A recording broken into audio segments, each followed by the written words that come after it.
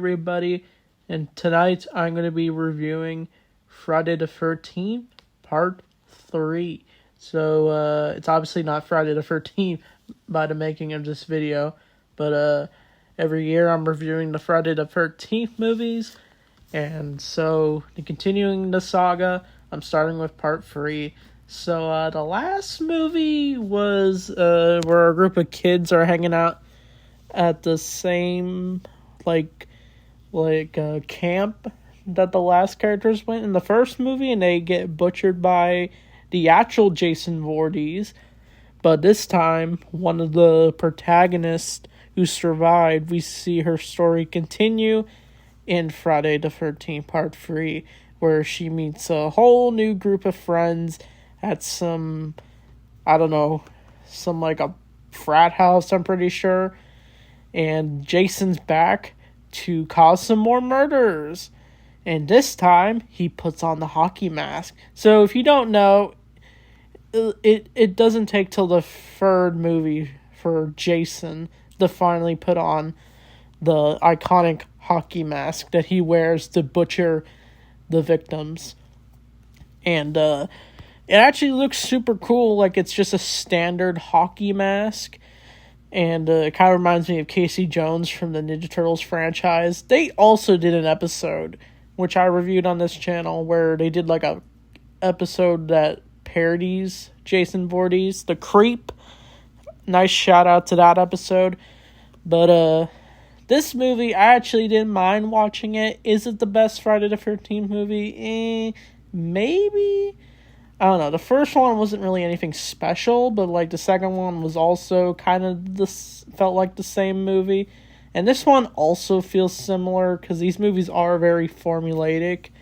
This is why we have movies like Scream that make fun of these tropes that go on in these kinds of movies. But I feel the deaths are definitely the most brutal.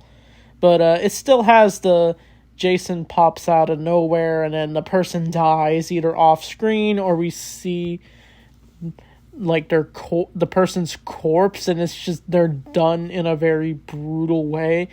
But then sometimes we do see Jason pull out a weapon and then he just murders the random victims. But we get a bunch of wild scenes in this movie where a group of workers are working at this barn, and they end up getting brutally murdered. The one lady who looks like a rock star, I'm pretty sure. I don't even know these characters' names, but she goes into the house and she ends up getting murdered off screen. And then one of the guys that was hanging out with her, he's smoking a cigarette, and he literally finds her body hung by Jason, and then he pops out of nowhere and then pulls out a pitchfork and just stabs the man through the chest. That was probably one of my favorite death scenes for sure. Probably one of the wilder death scenes is we see this couple where this lady's always angry at her husband when he's screwing things up with the chores around the house, and he even tries to have a pet bunny, but of course Jason finds them and he hides in the towels at the beginning of the movie, and he just brutally murders the lady. Honestly, she was a jerk, but I don't know, did she really deserve to get murdered like that by Jason?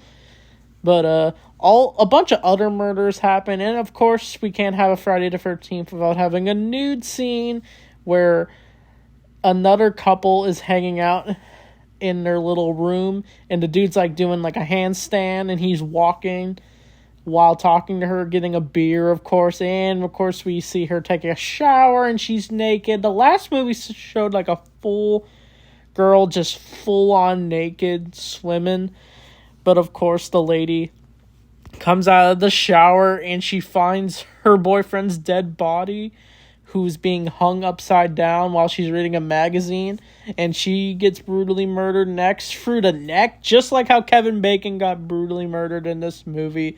So, yeah, I'm sorry if I don't know these names, since I'm not good with names. And this movie is just a lot of characters that you can barely name, and then they get brutally murdered by Jason, We even do get another swim sequence with one girl, like, taking off her high heels, and then she tries to pick up some wallet she finds, and then Jason just shoots an arrow at her. He just appears out of nowhere and just kills these people, and it's just so wild to see. We even see a lady get her eyes torn out, and they're, like, sticking out like a something. But the main thing we do see about this movie, other than the kills, is we see Jason's face just a little bit, and of course he looks crazy ugly. No offense, but we do see some flashbacks of Jason. It basically just recaps the last movie, and we see, like, Jason's mother. And I actually liked to see more of that backstory for sure, but our main protagonist basically reflects on everything that went on. We even see another flashback of her getting chased by an unmasked Jason. But once we do get to the finale, we do see our final girl, just like Sidney Prescott, and the main lady, I forget her name. She's played by Donna Kimslin. I think that's the character's name. But she ends up barely escaping Jason. She almost gets brutally murdered by him until one dude who was, like, working on the barn earlier in the movie, he ends up showing up trying to save her, but he gets his hand chopped off, and it's just like, ooh, super brutal to watch. I was always wondering how they filmed all these brutal death scenes.